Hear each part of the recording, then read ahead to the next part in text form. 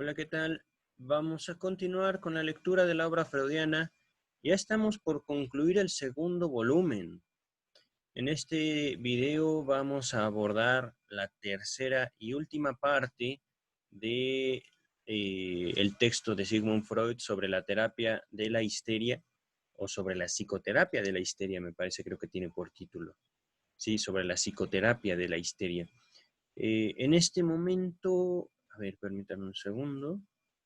Ya estamos entonces en el último capítulo, digamos, de la parte de terapia, de la parte terapéutica, pero también este es el último texto, además de un apéndice al historial clínico de Emmy von N, me parece. Este capítulo va a ser un poco largo, entonces, por la naturaleza de este texto, voy a omitir en lo posible la mayor cantidad de comentarios y aclaraciones sobre el texto. Si tienen cualquier duda sobre él, por supuesto pueden dejarla en los comentarios o pueden enviarme un correo electrónico, ¿vale? Empecemos. Es el tercer capítulo entonces del texto sobre la psicoterapia de la histeria. Dice Freud: en vista de lo expuesto en la sección anterior, las dificultades de mi técnica, que revelé sin miramiento alguno, y aún compilando los casos más difíciles, pues de ordinario los tropiezos serán mucho menores. En vista de ese estado de la cuestión, digo, cada quien no podrá menos que preguntar si no sería más adecuado, en lugar de todos esos trabajos, empeñarse con energía en la hipnosis o limitar la aplicación del método catártico a los enfermos a quienes se pueda poner en hipnosis profunda. A esta última propuesta debo responder que, dada mi destreza, se me reduciría de manera excesiva el número de pacientes aptos.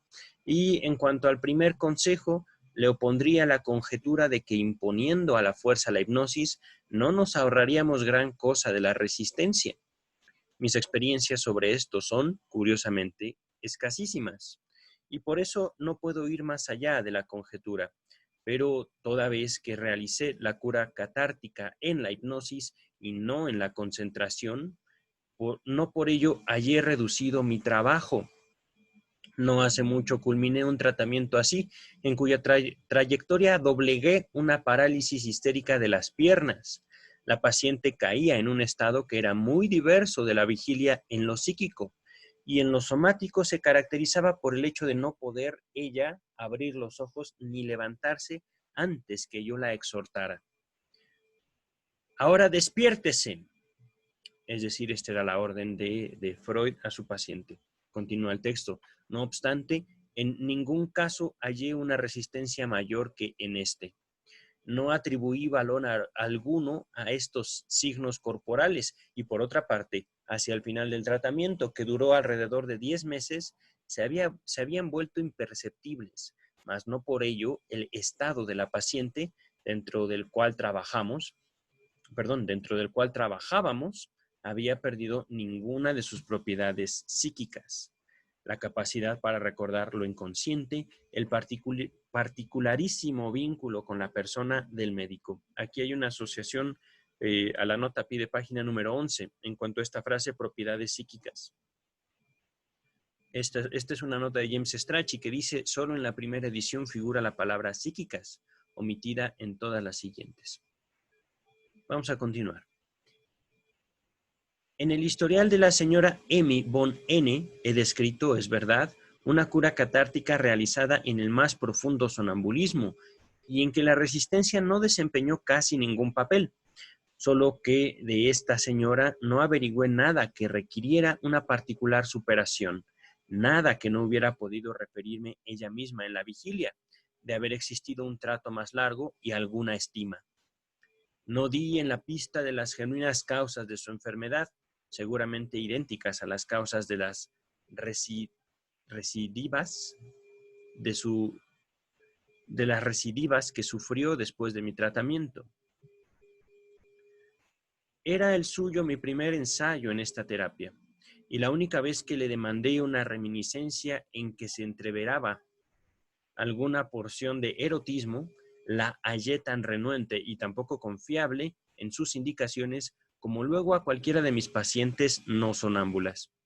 Ya en el historial clínico mencioné la resistencia de esta señora aún en el sonambulismo a otros reclamos y exhortaciones. Y en general, el valor de la hipnosis para facilitar curas catárticas se me ha vuelto dudoso tras vivenciar ejemplos de indocilidad terapéutica absoluta.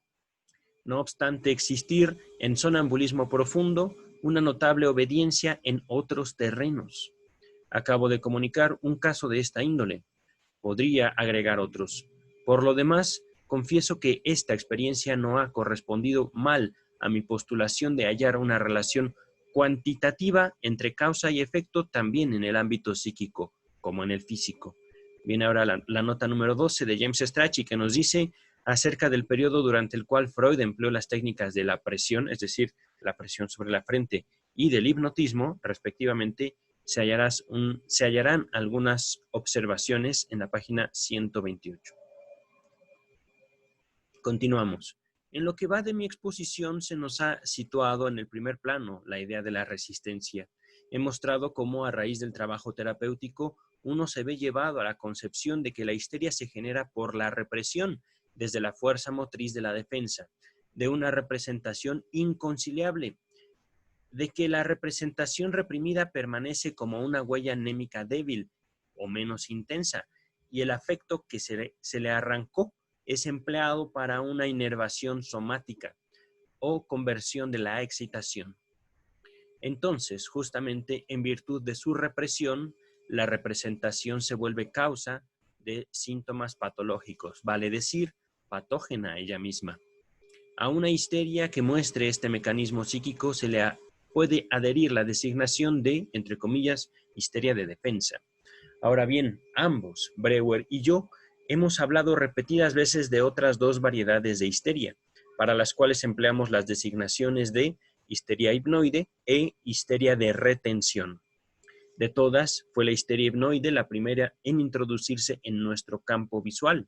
No sabría citar mejor ejemplo de ella que el primer caso de Breuer, que encabeza nuestras historias clínicas, es decir, el de Anna O.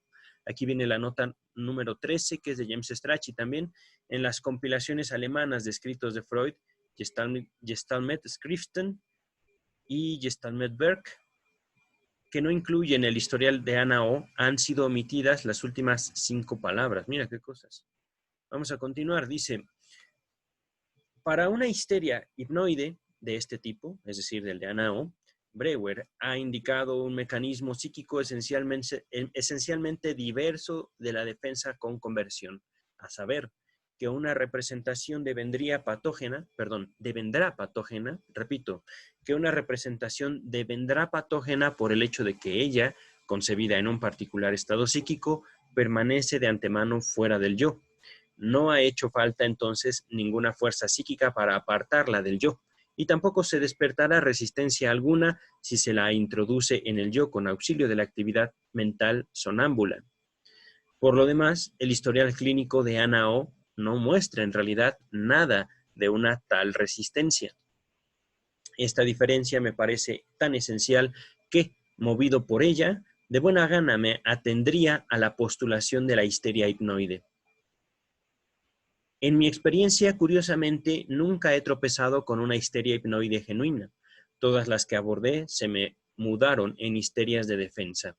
No es que nunca haya tropezado con síntomas de los que pudiera demostrarse que se generaron en estado de conciencia segregados, por lo cual forzosamente quedarían excluidos de su recepción en el yo.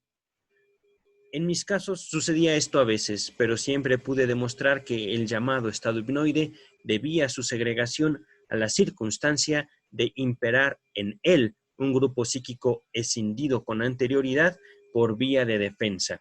En suma, no puedo aventar la sospecha de que histeria hipnoide y de defensa coincidan en algún lugar de sus raíces y que, en tal caso, la defensa sea lo primario. Pero no sé nada más sobre esto.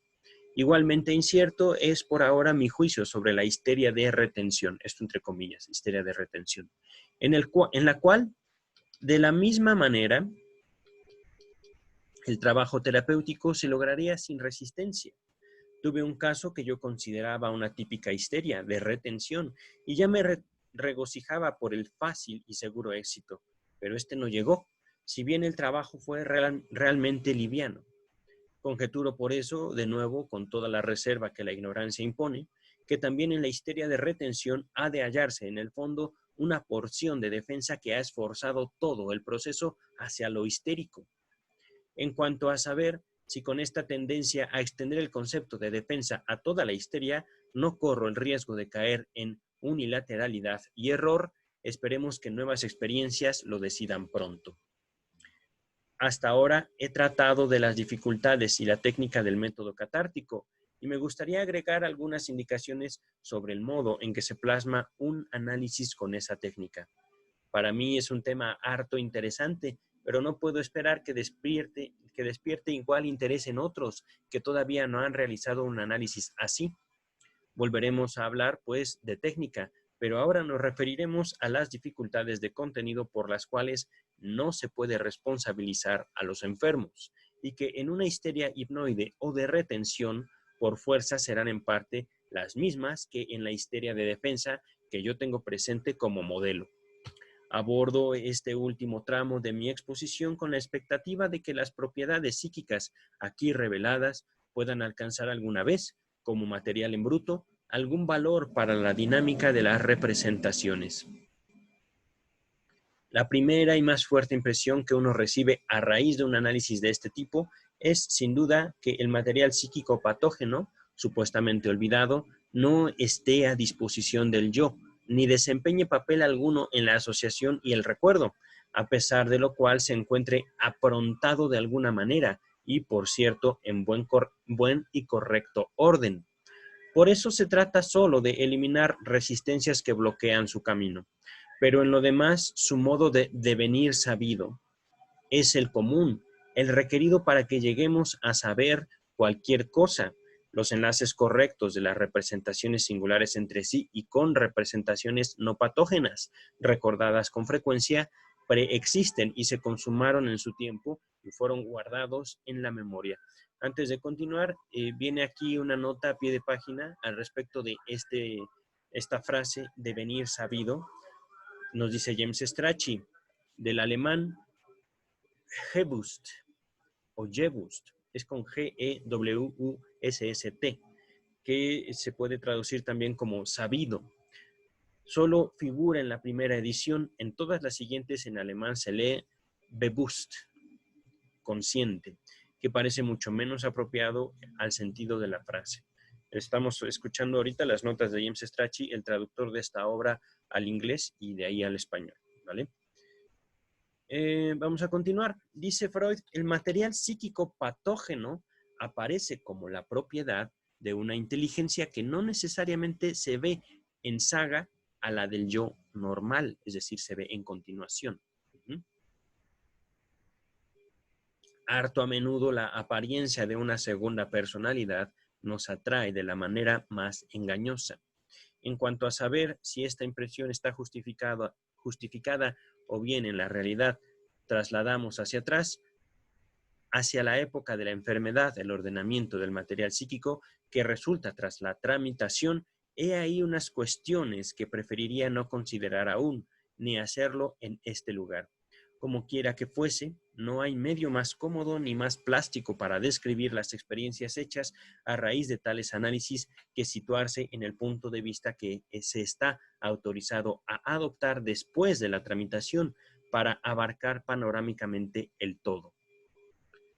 La situación casi nunca es tan simple como se la ha presentado para casos particulares. Un ejemplo, por ejemplo, un síntoma singular nacido de un gran trauma. Las más de las veces no se tiene un síntoma histérico único, sino un conjunto de ellos, en parte independientes entre sí, en parte enlazados. No se debe esperar un único recuerdo traumático y como su núcleo, una única representación patógena, sino que es preciso estar preparado para encontrarse con series de traumas parciales y encadenamientos de hilaciones patógenas de pensamiento.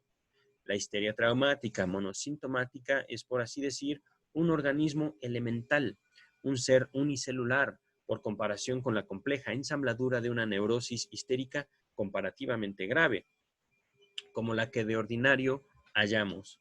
Aquí viene la nota número 15 al respecto de esta palabra comparativamente grande. Nuevamente es una palabra que viene del alemán S-C-H-W-E-R-E-R-E-N. Sverenen. Svereren. Así, y nos dice aquí James Strachey que es literalmente, lo está traduciendo literal, comparativamente grande, comparativamente grave. En la primera y segunda ediciones, es decir, esto aparece así en la primera y segunda edición, en todas las siguientes solo aparece como Sveren o Schevren, no, Svre. Vamos a dejarlo como grave nada más, ¿vale? Regresemos entonces al texto. Continúa Freud, dice, el material psíquico de una histeria así se figura como un producto multidimensional de por lo menos triple estratificación. Espero poder justificar pronto este modo de expresión figurado. En primer lugar, estuvieron presentes un núcleo de recuerdos, o recuerdos de vivencias o de hilaciones de pensamiento, en los cuales ha culminado el momento traumático y halló su plasmación más pura la idea patógena. En torno de este núcleo hallamos una muchedumbre a menudo de increíble riqueza, de un material némico de diversa índole que en el análisis es preciso reelaborar y presenta, como dijimos, un triple ordenamiento. Al respecto de esta palabra reelaborar, nos dice James Strachey, entre paréntesis, Durcharbeiten. Estoy latinizando el alemán aquí, ¿vale? Vamos a continuar. Dice, primero, dice Sigmund Freud, retomando este triple ordenamiento del que nos habla, ¿vale? Primero es inequívoco un ordenamiento lineal, cronológico, que tiene lugar dentro de cada tema singular. Como ejemplo, me limito a citar el ordenamiento en el análisis de Anna O por Breuer. El tema era el de volverse sorda, de no oír. Este se diferenció luego siguiendo 7 condiciones, y bajo cada uno de estos títulos se agruparon entre 10 y más de 100 recuerdos singulares en secuencia cronológica. Era como si se exhumara un archivo mantenido en perfecto orden. En el análisis de mi paciente Emmy von N. se contienen parecidos fascículos de recuerdos, si bien no fueron expuestos en numeración tan exhaustiva. Ellos forman, de cualquier modo, un rasgo general de todo análisis y afloran cada vez en un orden cronológico tan infalible como lo es el de la secuencia de los días de la semana o de los meses en una persona de mente normal. Además, dificultan el trabajo, el análisis por peculiaridad de intervenir en la reproducción, la secuencia de su génesis. La vivencia más fresca y reciente del fascículo aparece primero como, entre comillas, hoja de cubierta, y la hoja de cierre está constituida por aquella impresión que en realidad empezó la serie.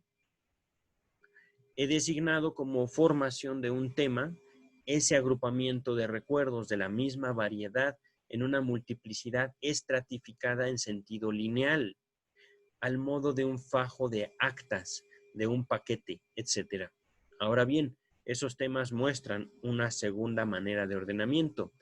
Están, no puedo expresarlo de otro modo, estratificados de manera concéntrica en torno del núcleo patógeno.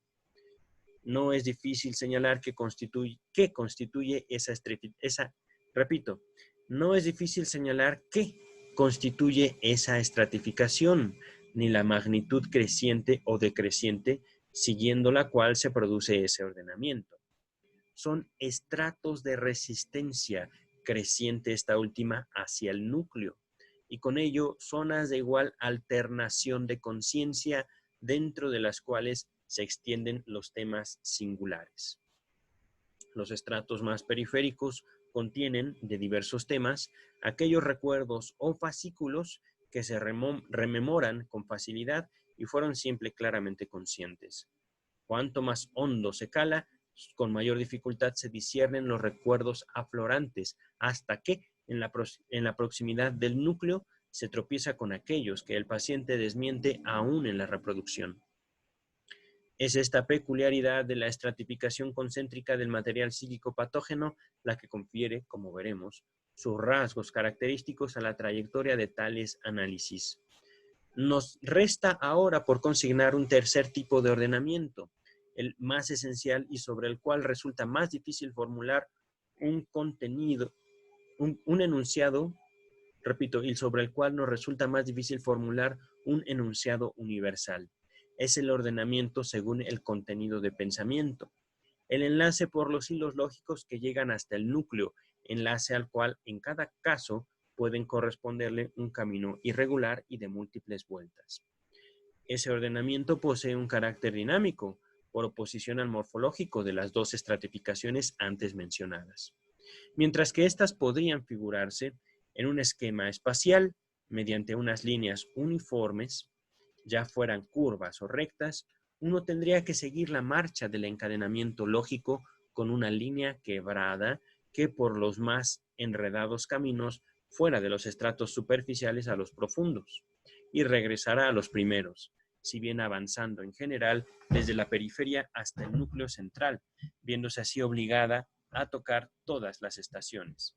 Semejante, pues, a la línea zigzagueante que describe la solución de un gambito de caballo en el tablero de ajedrez. Retengo esta última comparación solo por un momento, a fin de poner de relieve un punto en que ella no da razón de las propiedades del término comparado. El nexo lógico no se corresponde con una línea quebrada en zigzag, sino más bien con un sistema de líneas ramificadas y muy en particular convergentes, es decir, que se unen. Tiene puntos nodales en los que coinciden dos o más hilos y desde ahí se vuelven a desvanarse unidos. Y desde ahí vuelven a devanarse unidos. Y en el núcleo desembocan por regla general varios hilos de trayectorias separadas o que muestran a trechos conexiones laterales. Para decirlo con otras palabras, permítanme. Repito, para decirlo con otras palabras, es muy notable cuán a menudo un síntoma es de determinismo múltiple, de comando múltiple. Aquí viene una frase en alemán. Me daría mucha pena tratar de leerla. Permítanme un segundo, déjenme ver.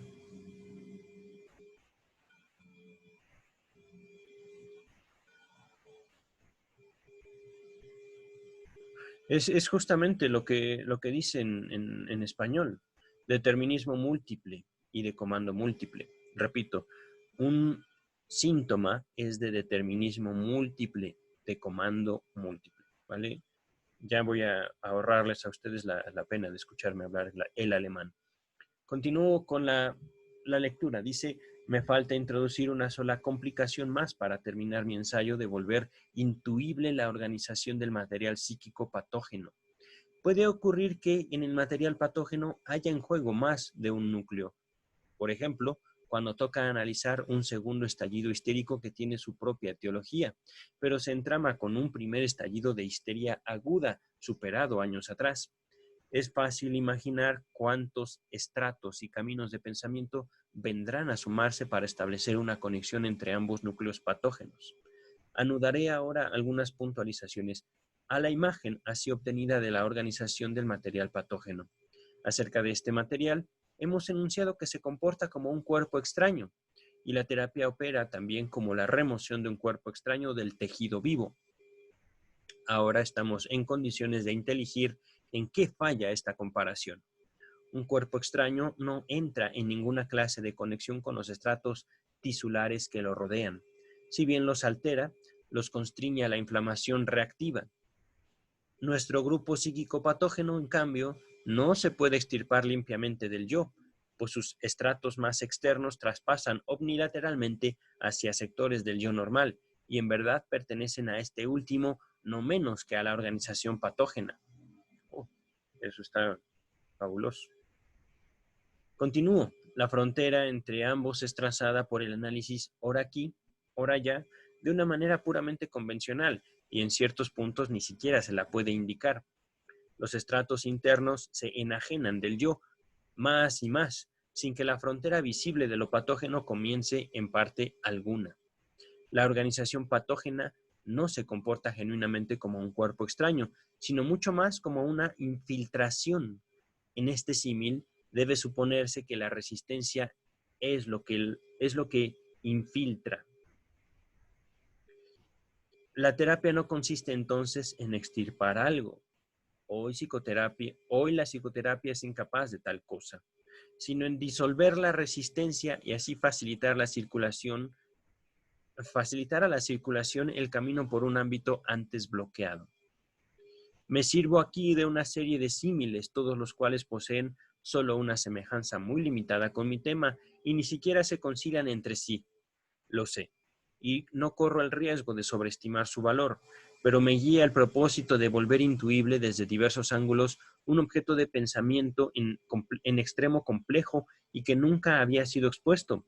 Por eso solicito la licencia de seguir esparciendo aquí y allí, en las páginas que siguen, unas comparaciones de esa índole, en verdad no inobjetables. Si tras una tramitación completa uno pudiera exhibir a un tercero el material patógeno en toda su compleja organización multidimensional, ahora discernida, él tendría todo el derecho de preguntar cómo pasó semejante camello por el ojo de la aguja. Es que no se está equivocado al hablar de un, entre comillas, estrechamiento de la conciencia. El término cobra sentido y vida para el médico que realiza un análisis de esta índole. Nunca pude ingresar en el yo conciencia más que un único recuerdo. El enfermo ocupado en la reelaboración de ese solo no ve nada de lo que esfuerza detrás y olvida lo que ya ha pasado. Oh, ¡qué bárbaro! Aquí hay dos palabras en alemán que yo voy a continuar, ¿vale? Y si el dominio sobre este solo recuerdo patógeno tropieza con dificultades, por ejemplo, si el enfermo no relaja la resistencia a él, si requiere reprimirlo o mutilarlo, entonces ese paso de estrechadura, por así decir, se obstruye, el trabajo se atasca, nada más puede pasar por ahí. Y ese recuerdo solo que se encuentra en el pasadizo permanecerá ante el enfermo hasta que lo haya aceptado en la anchura del yo. De tal suerte, toda la masa de tal suerte, toda la masa espacialmente extensa del material patógeno se filtrará como por una estrecha hendidura y así alcanzará la conciencia como descompuesta en fragmentos o jirones. Es tarea del psicoterapeuta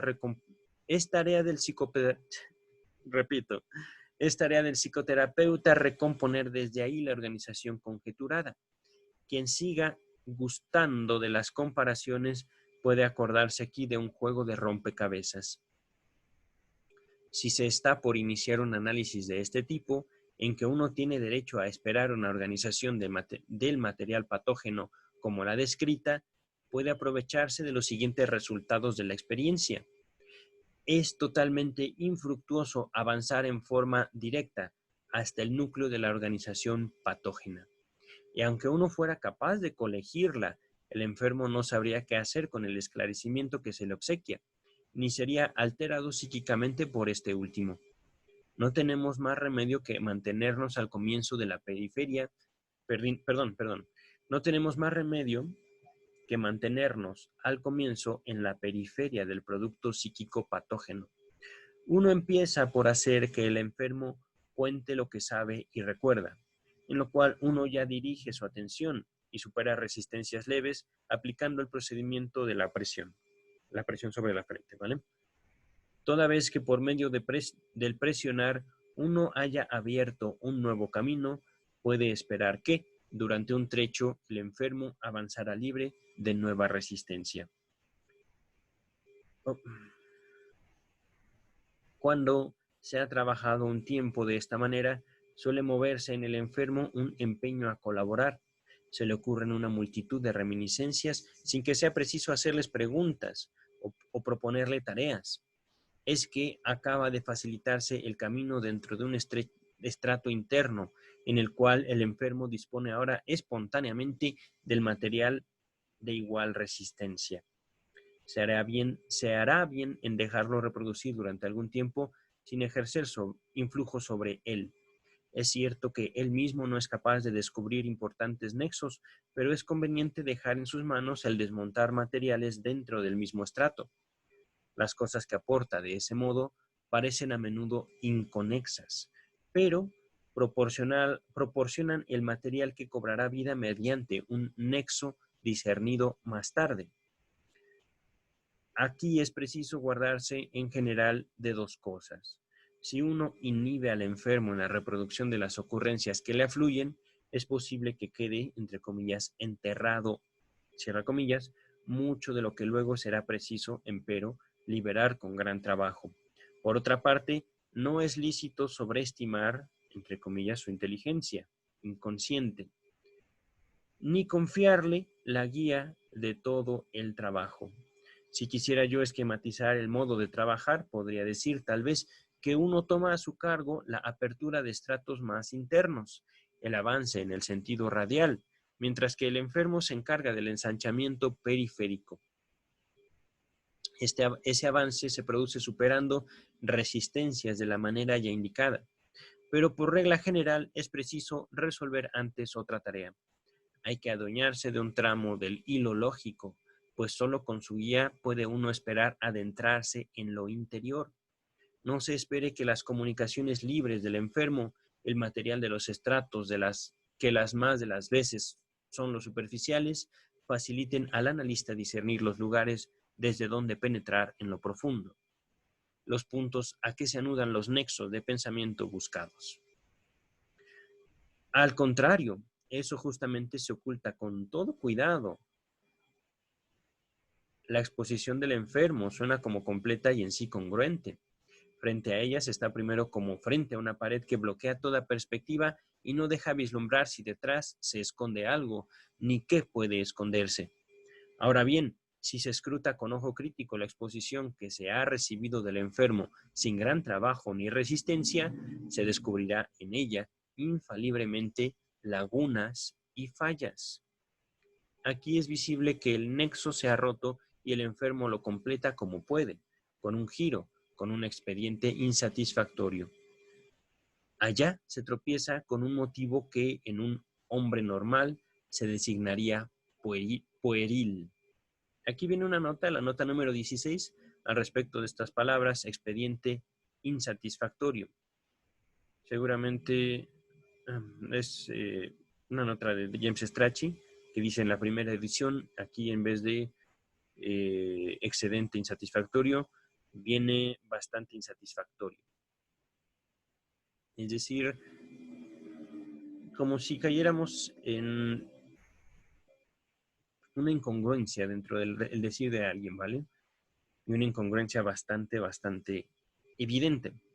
Vamos a continuar. Dice, el enfermo no quiere reconocer estas lagunas cuando se le llama la atención sobre ellas, pero el médico hará bien en buscar por detrás de esos puntos débiles el acceso al material de los estratos más hondos.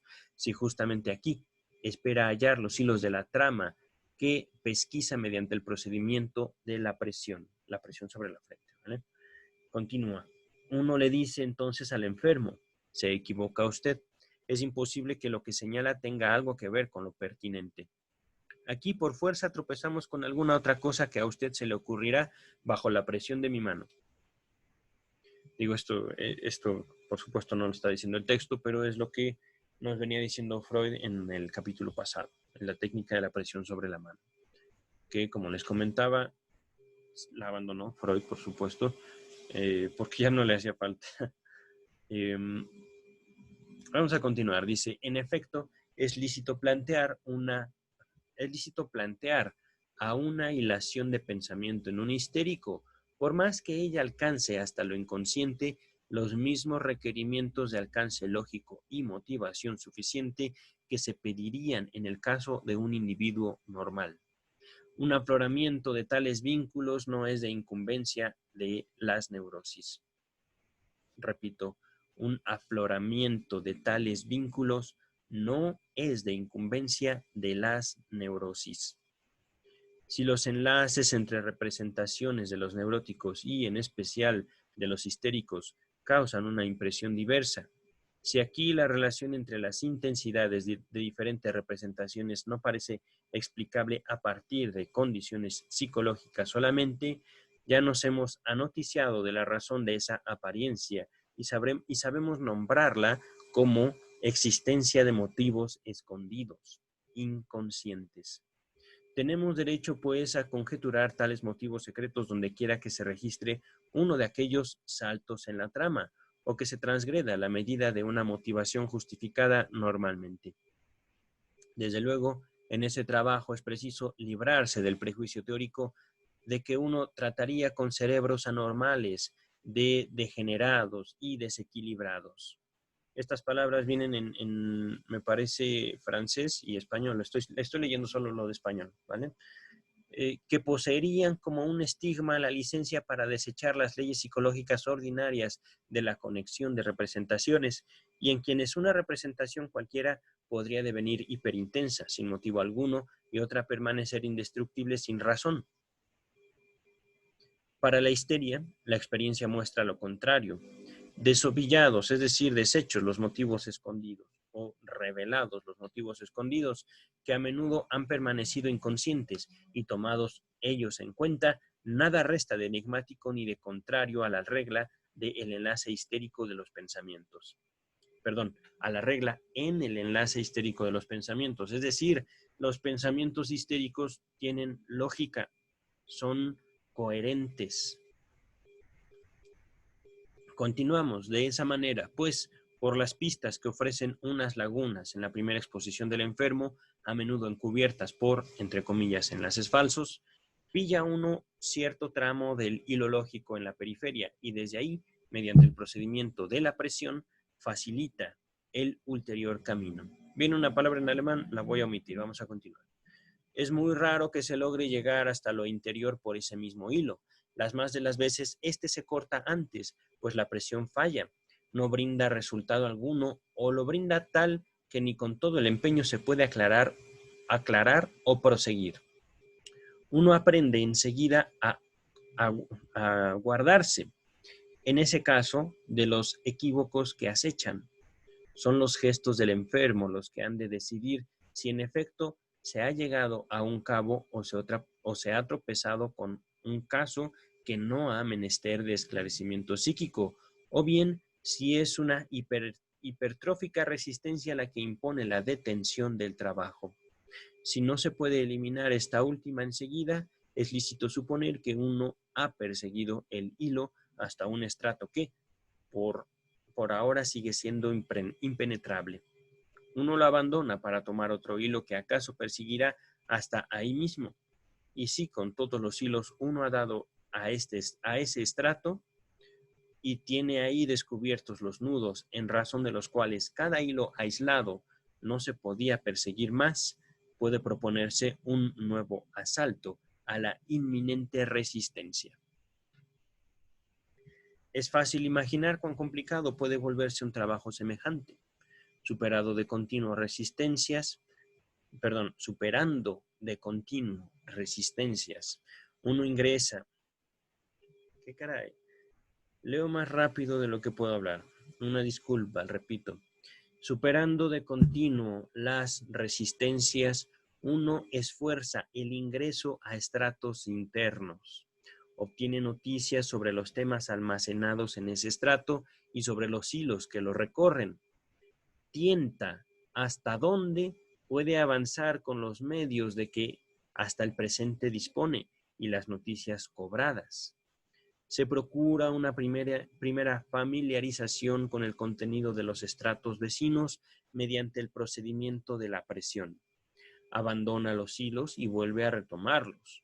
Los persigue hasta los puntos nodales. De continuo los enhebra de nuevo.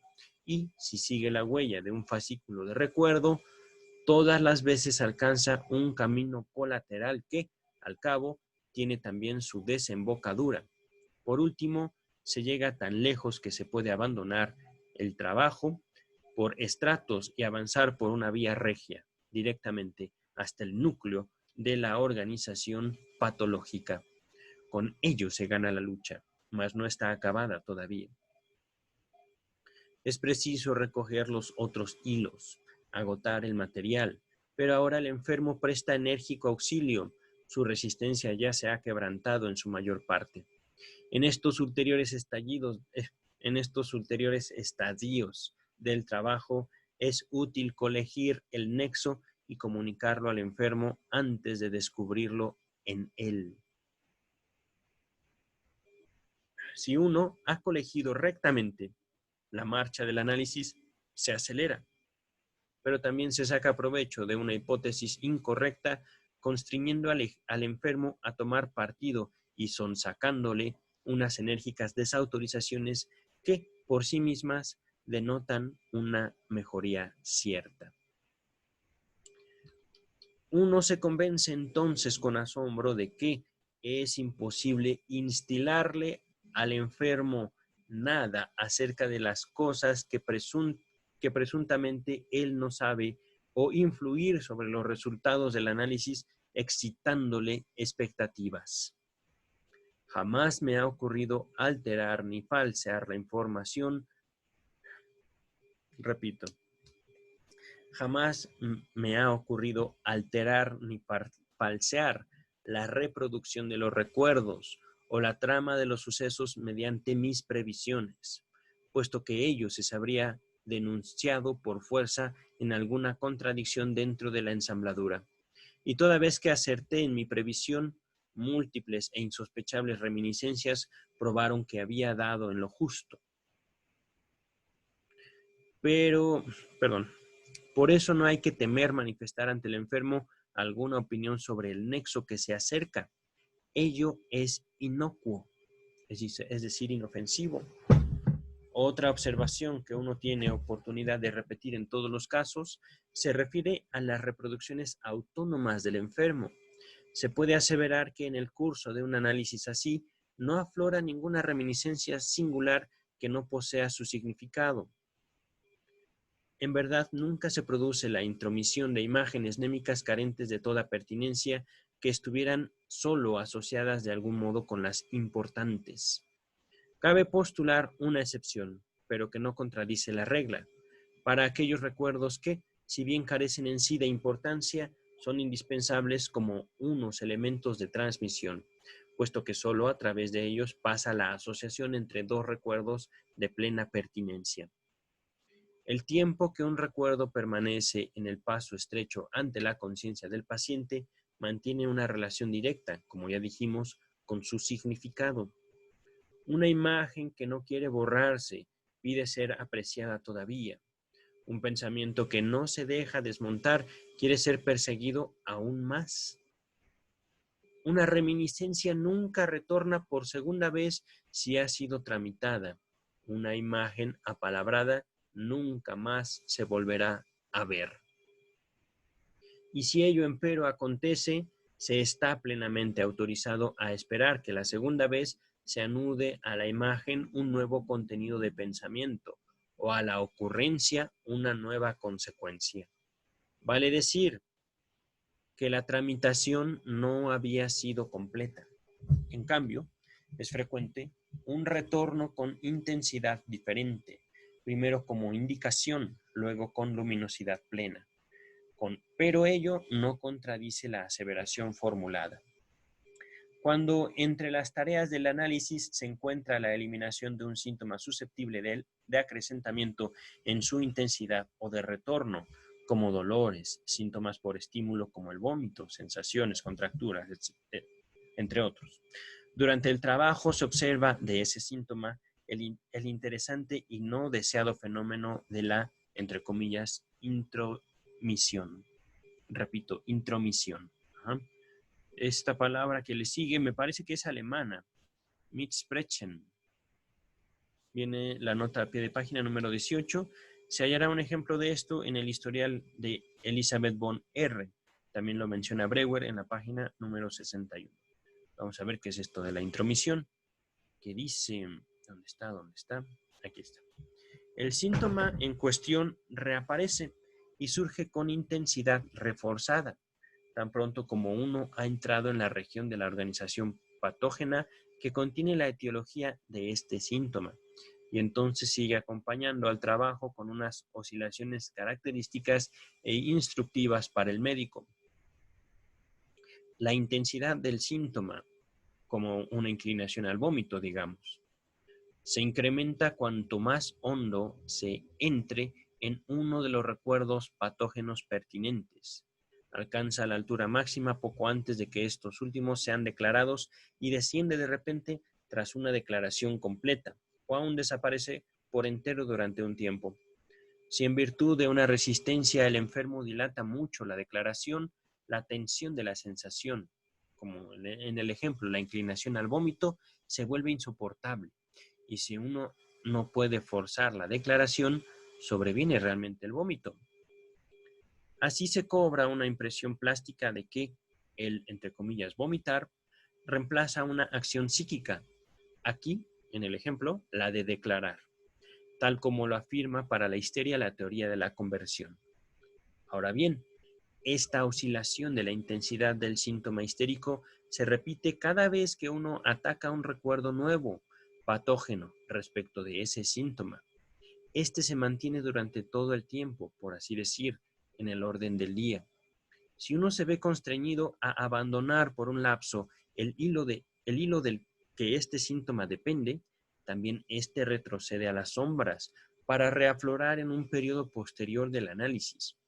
Este juego dura hasta que, en virtud del acabado del material patógeno, se procura tramitación definitiva sobre este síntoma. En rigor, ese comportamiento del síntoma histérico no difiere del de la imagen némica o el pensamiento reproducido que uno conjura bajo la presión de la mano.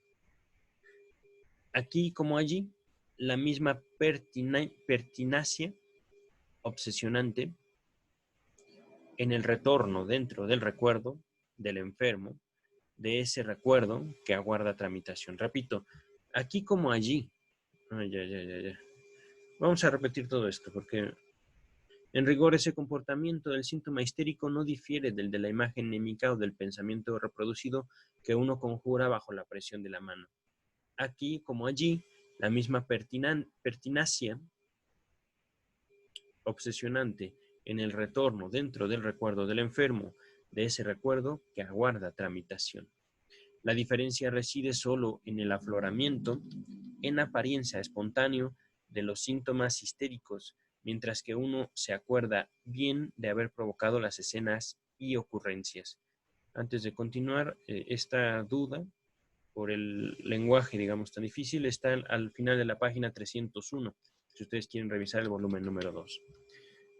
Continúo, ahora sí, dice, pero en la realidad, una serie ininterrumpida lleva desde los restos némicos de vivencias y actos de pensamiento henchidos de afecto hasta los síntomas histéricos, sus símbolos némicos.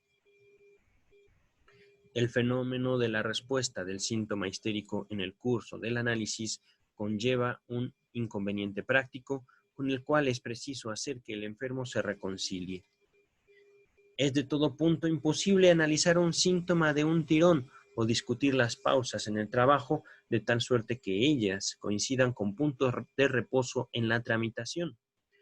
Al contrario, la interrupción obligatoriamente precisa por las circunstancias que rodean al tratamiento, lo avanzado de la hora, etc., suelen caer en los lugares más inoportunos, justamente cuando uno pudo acercarse a una decisión o emergía un tema nuevo. Son los mismos inconvenientes que en las gacetas crea la lectura de los cotidianos fragmentos de alguna novela por entregas, cuando se lee continuará, tras el parlamento decisivo de la heroína o la detonación del arma. En nuestro caso, el tema removido pero no liquidado, el síntoma al comienzo reforzado y aún no explicado, subsisten en la vida anímica del enfermo y acaso lo aquejan de manera más enojosa que de ordinario. Pero uno tiene que avenirse a esta situación. Es imposible disponer las cosas de mejor manera. Aquí, al respecto de la frase, pero uno, viene la aclaración de James Strachey, número 19, pie de página. Del alemán, que puede ser traducido como él, vale decir el paciente, en la primera y segunda ediciones. La palabra en alemán es, es, como nuestro es. Pronombre impersonal, evidentemente una errata en la tercera edición. Vamos a omitir ya esto.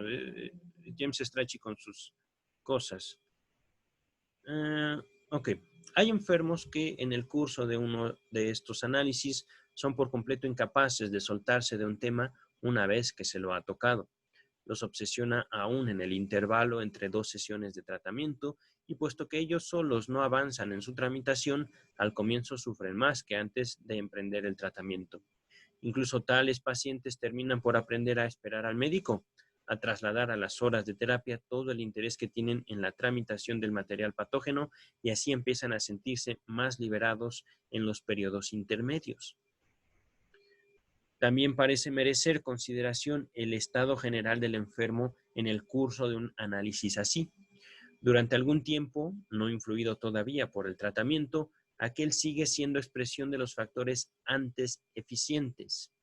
Pero luego llega un momento en que el enfermo es, entre comillas, captado, su interés es cautivado. Y a partir de ahí, su estado general pasa a depender cada vez más de la situación a que se ha llegado en el trabajo.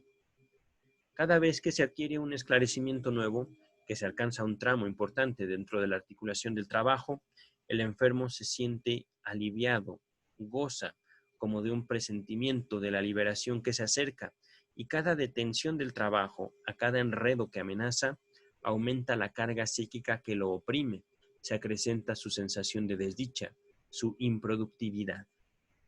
Ambas cosas, en verdad, solo por breve lapso. En efecto, el análisis sigue adelante, desdeña gloriarse de ese momento de bienestar y pasa, sin hacerles caso, por los periodos de empeoramiento.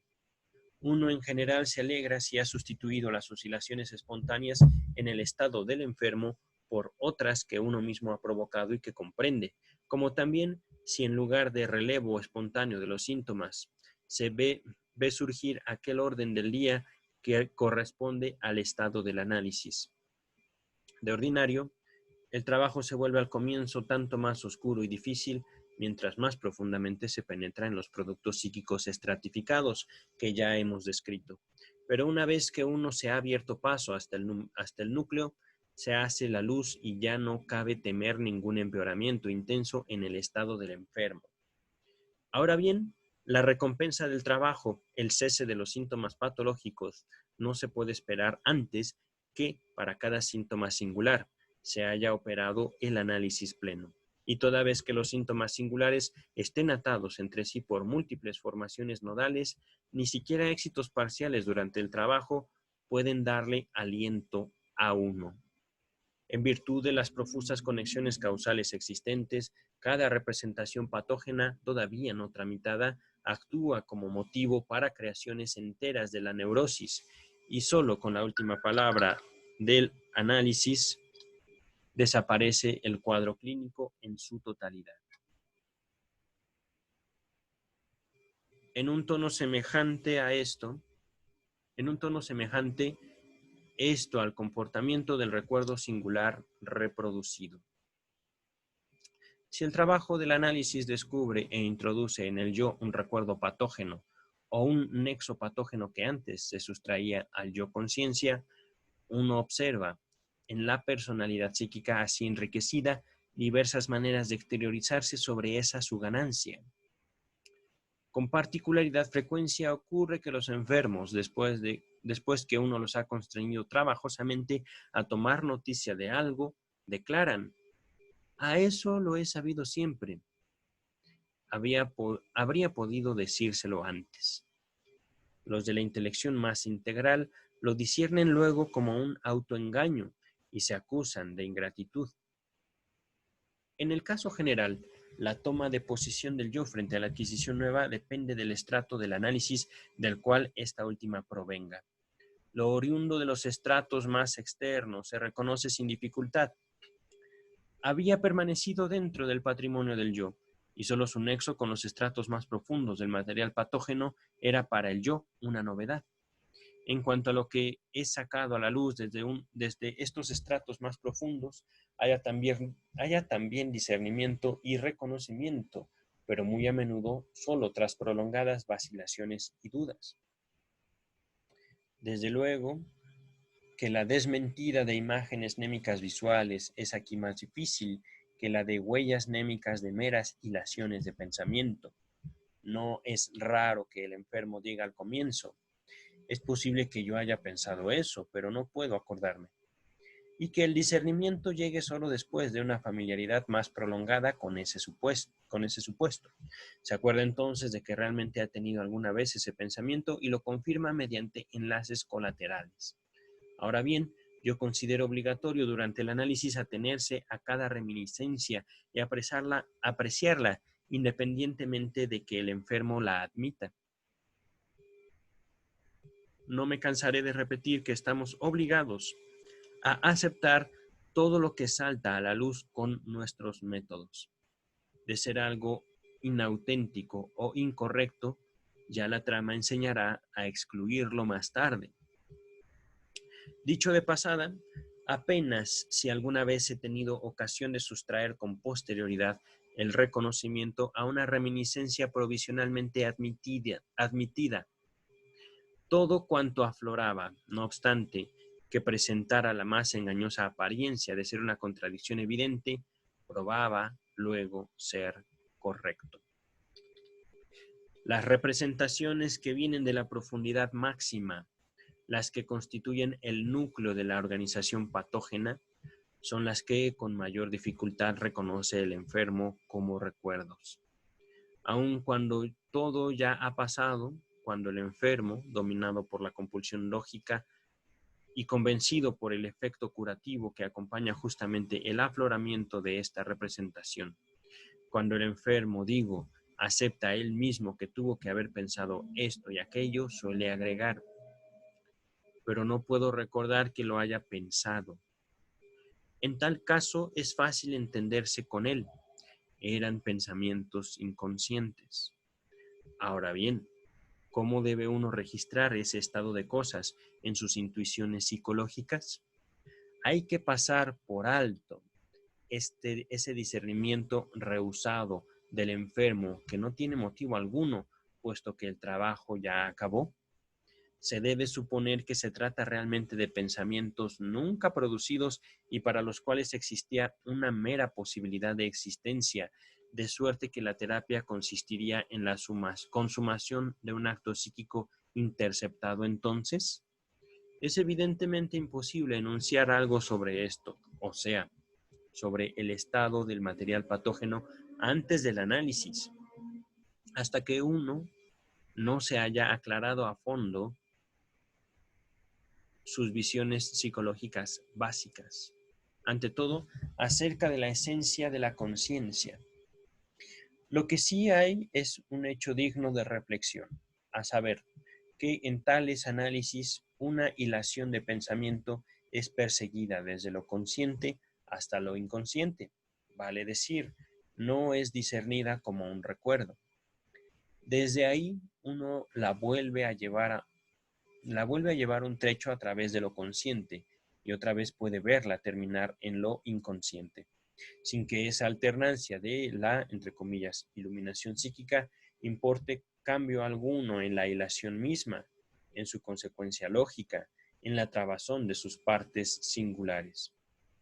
Una vez que yo tengo íntegra frente a mí esa hilación de pensamiento, no podría colegir cuál fragmentario era discernido por el enfermo.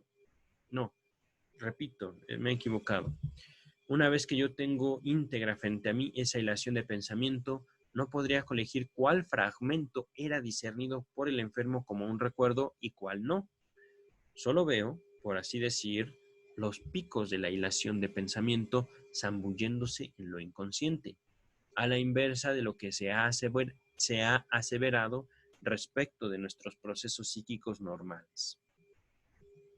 Por último, tengo que tratar un tema que en la ejecución de un análisis catártico de esta índole desempeña un papel indeseadamente grande.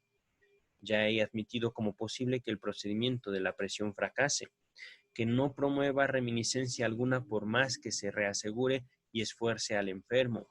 En tal caso, he dicho, caben dos alternativas. La primera, que en el lugar donde uno investiga no haya realmente nada que recoger.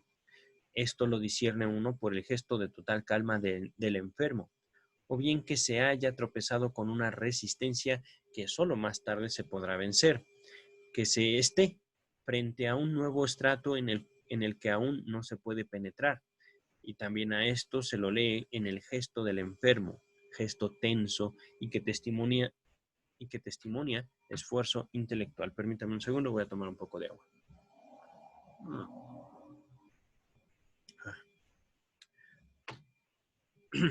Ahora bien, es posible además un tercer caso que de igual modo significa un obstáculo, pero no de contenido, sino externo. Este caso sobreviene cuando el vínculo del enfermo con el médico se ve perturbado y significa el más enojoso obstáculo con que se pueda tropezar. En todo análisis de alguna gravedad es preciso tomarlo en cuenta.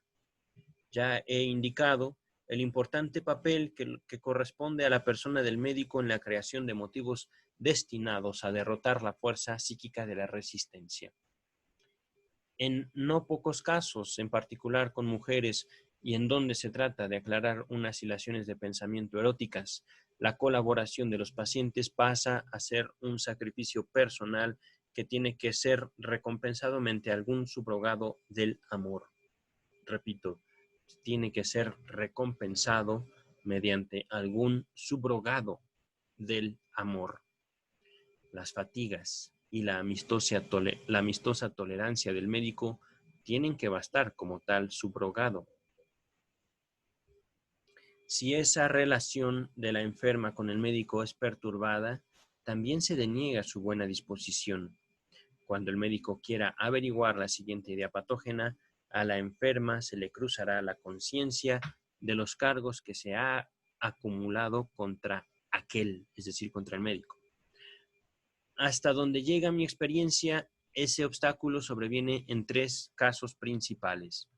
Número 1, el de la enajenación personal, cuando la enferma se cree relegada, menospreciada, afrentada, o ha escuchado cosas desfavorables sobre el médico y el método de tratamiento.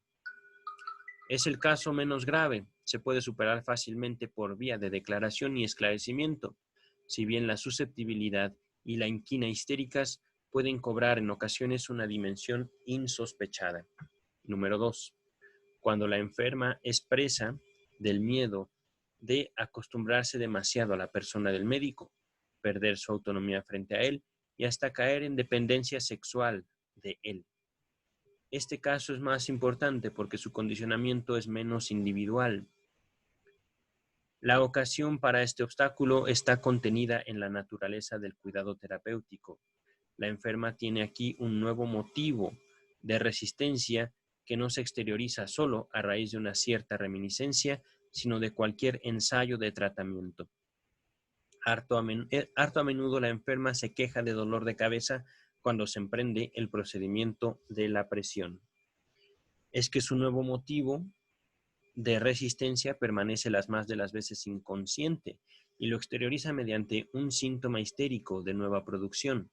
El dolor de cabeza significa la renuencia a dejarse influir. Permítame un segundo.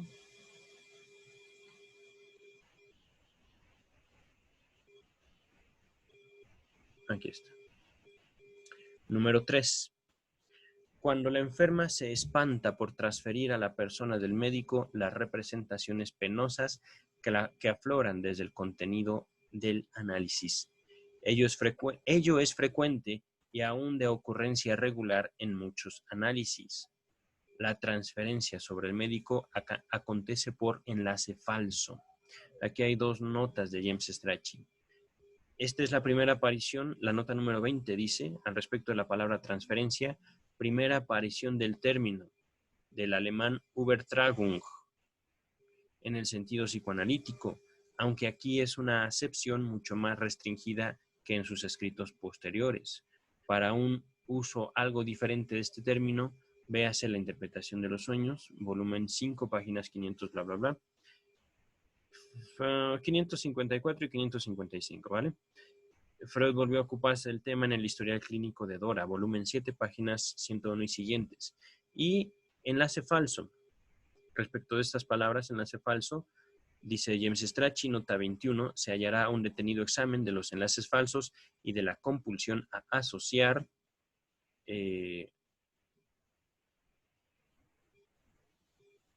Freud ya había examinado esto en conexión con las obsesiones en el texto, las neuropsicosis de defensa. Esto todavía no nos lo ha expuesto Strachey, está en el volumen 3, página 53, ¿vale? Vamos a continuar. Aquí me veo precisado a dar un ejemplo, repito. Cuando la enfermo o enferma, en este caso, se espanta por las cosas que dice. Aquí me veo precisado a dar un ejemplo. Origen de un cierto síntoma histérico era, en una de mis pacientes, el deseo que acariciara muchos años atrás y enseguida remitiera a lo inconsciente, de que el hombre con quien estaba conversando en ese momento se aprovechara osada y le estampara un beso. Se aprovechara osadamente y le estampara un beso. Pues bien, cierta vez, al término de una sesión, afloró en la enferma ese deseo con relación a mi persona. Ello le causa espanto, pasa una noche insomne y en la sesión siguiente, si bien no se rehúsa al tratamiento, está por completo incapacitada para el trabajo. Tras enterarme yo del obstáculo y removerlo, el trabajo vuelve a progresar y hete aquí que el deseo que tanto espanta a la enferma aparece como el recuerdo siguiente, el recuerdo patógeno exigido ahora por el nexo lógico. Las cosas habían ocurrido, pues, del siguiente modo. Primero había aflorado en la conciencia de la enferma el contenido del deseo, pero sin los recuerdos de las circunstancias colaterales que podrían haberla resituado en el pasado y en virtud de la compulsión a asociar, dominante en la conciencia, el deseo ahora presente fue enlazado con mi persona, de quien era lícito que la enferma se ocupara. A raíz de esta mésalliance, yo la llamo enlace falso, despierta el mismo afecto que en su momento esforzó a la enferma a proscribir ese deseo prohibido. Continúo con el texto, desde que tengo averiguado esto, puedo presuponer frente a cualquier parecido requerimiento a mi persona que se han vuelto a producir una transferencia y un enlace falso. Curiosamente, la enferma volvía a caer víctima del espejismo a cada nueva sesión. Aquí, antes de continuar, puede ser un pasaje un poco difícil y podríamos resumirlo en lo siguiente. Freud lo llamaba amor de transferencia, me parece. O la transferencia quiere decir que la paciente en ese momento usaba la figura de Freud. No que la paciente realmente, ¿cómo decirlo?, sintiera un deseo sexual por él, sino porque simplemente él estaba ahí mientras ella despertaba ese deseo sexual.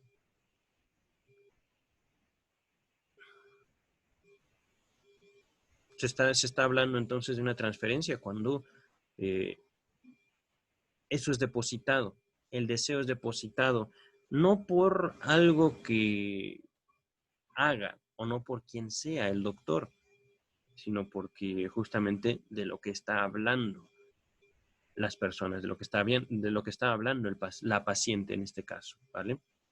Vamos a continuar, que ya estamos prontos a terminar.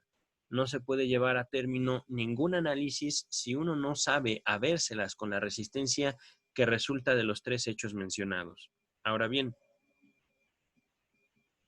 uno halla el camino apropiado si se forma el designio de tratar a este síntoma neoproducido según un molde antiguo, lo mismo que a un síntoma antiguo.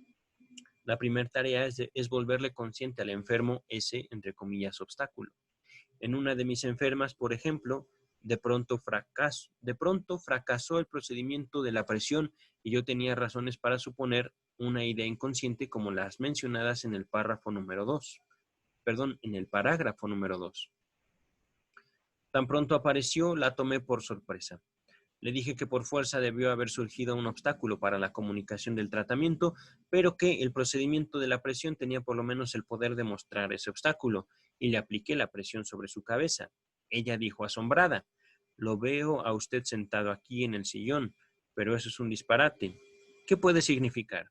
Y entonces pude brindarle el esclarecimiento. En otra paciente, el, entre comillas, obstáculo, no solía mostrarse a la presión de una manera directa, pero todas las veces pude pesquisarlo, reconduciendo a la enferma hasta el momento en que se había generado. El procedimiento de la presión nunca nos rehúsa a recobrar ese momento. Repito, el procedimiento de la presión nunca nos rehusaba recobrar ese momento. Con descubrir y pesquisar el obstáculo, quedaba removida la primera dificultad, pero subsistía una todavía mayor. Consistía en mover a la enferma a comunicar dónde entraban en cuenta unas relaciones en apariencia personales, donde coincidía la tercera persona con la del médico. Al principio me incomodaba mucho esta multiplicación de mi trabajo psíquico hasta que aprendí a inteligirlo sujeto a la ley de todo este proceso. Repito, estoy agregando ahorita palabras, antes las omitía y ahora las agrego.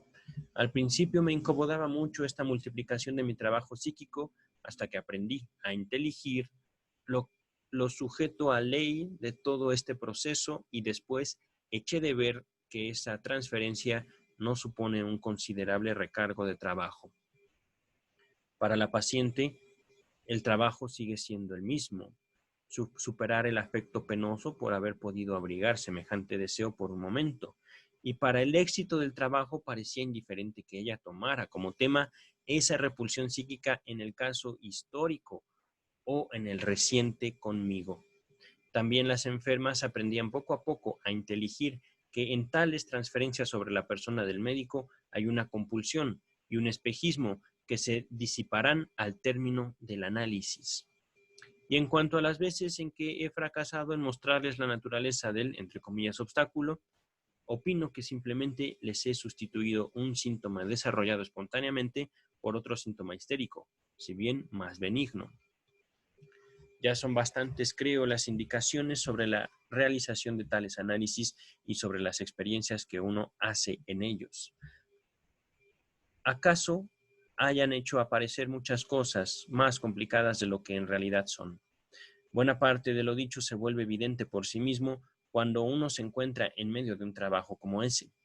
No he enumerado sus dificultades para despertar la impresión de que solo en rarísimos casos, dados los requerimientos que se plantean a médico y enfermo, vale la pena emprender un análisis catártico. En mi acción médica me guío por la premisa contraria. Es cierto que no puedo formular las indicaciones más precisas para la aplicación del método terapéutico aquí descrito sin entrar en la apreciación del tema más sustantivo y abarcador de la terapia de las neurosis en general. Entre mí he comparado a menudo la terapia catártica con una intervención quirúrgica, designando a mis curas como unas operaciones psicoterapéuticas, es decir, operaciones se refiere a quirúrgicas, ¿vale? Y seguido las analogías con la apertura de una cavidad llena de pus, la extirpación de una región cariada, es decir, con caries, etc. Esa analogía encuentra su legitimación no tanto en la remoción de lo patológico, cuanto en el establecimiento de mejores condiciones para que el decurso del proceso lleve a recobrar la salud. Repetidas veces he tenido que escuchar de mis enfermos, tras prometerles yo curación o alivio mediante una cura catártica, esta objeción: usted mismo lo dice, es probable que mi sufrimiento se entrame con las condiciones y peripecias de mi vida. Usted nada puede cambiar en ellas. Y entonces, ¿de qué modo pretende socorrerme? A ello he podido responder: no dudo de que al destino le resultaría por fuerza más fácil que a mí librarlo de su padecer, canijo. Pero uno se convencerá de que es grande la ganancia si concedimos ganar su miseria histérica e infortunio ordinario. Con una vida anímica restablecida, usted podrá defenderse mejor de este último. Aquí viene la última nota, la nota número 22 de James Strachey. En las ediciones en alemán anteriores a 1925 se leía con un sistema nervioso, en vez de con una vida anímica restablecida. Se leía con un sistema nervioso restablecido. Y aquí termina el tercer capítulo. Terminamos ya el texto sobre la psicoterapia de la histeria. Nos falta el último apéndice de la cronología del caso de la señorita Emmy von N., pero ese ya lo dejamos para otro momento, ¿vale? Les agradezco mucho su paciencia, su interés y su tiempo. Espero que este trabajo haya sido tan satisfactorio para ustedes como lo ha sido para mí. Gracias.